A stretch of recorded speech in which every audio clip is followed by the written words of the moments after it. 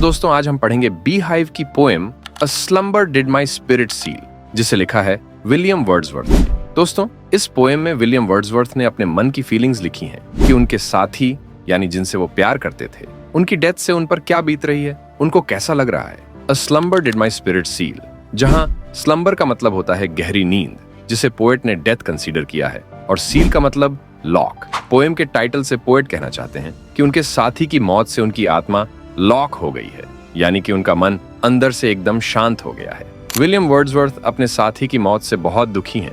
उनका मन कहीं नहीं लग रहा, बस वो एकदम बेजान से पड़े हैं। चलिए अब फर्स्ट स्टैंजा देखते हैं। A slumber did my spirit seal, I had no human fears. इस लाइन में पोएट कहते हैं कि उनके साथी के डेथ के बाद उनके मन में कोई डर नहीं है। मतलब कि अगर हमारे पास कुछ होता है तो हमें उसे खोने का डर भी होता है, लेकिन अब पोएट के पास खोने को कुछ भी नहीं बचा, इसलिए उनके मन में कोई फियर नहीं रहा। Next line, she seemed a thing that could not feel the touch of earthly years.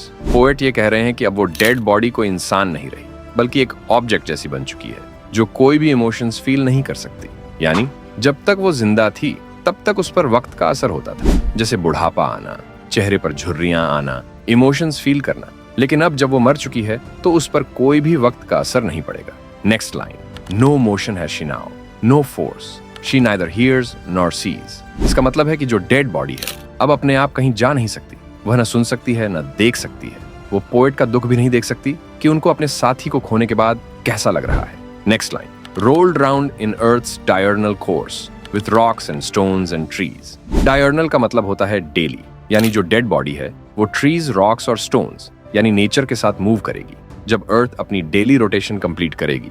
इसका मतलब है कि जो अर्थ है वो एक पर्टिकुलर एक्सिस पे रोटेट करती है और अर्थ पे जितनी भी चीजें हैं वो भी मूव करती हैं। तो जो डेड बॉडी है वो भी अब सिर्फ इन्हीं के साथ मूव करेगी। तो दोस्तों ये पोएम यहीं खत्म होती है, और अगर एग्जाम में अच्छे नंबर लाने हैं तो चैनल को सब्सक्राइब कर दो, क्योंकि आगे सारे चैप्टर्स के इंपॉर्टेंट क्वेश्चन आंसर आने वाले हैं। तब तक के लिए आप मेरी ये वाली प्लेलिस्ट देख सकते हैं।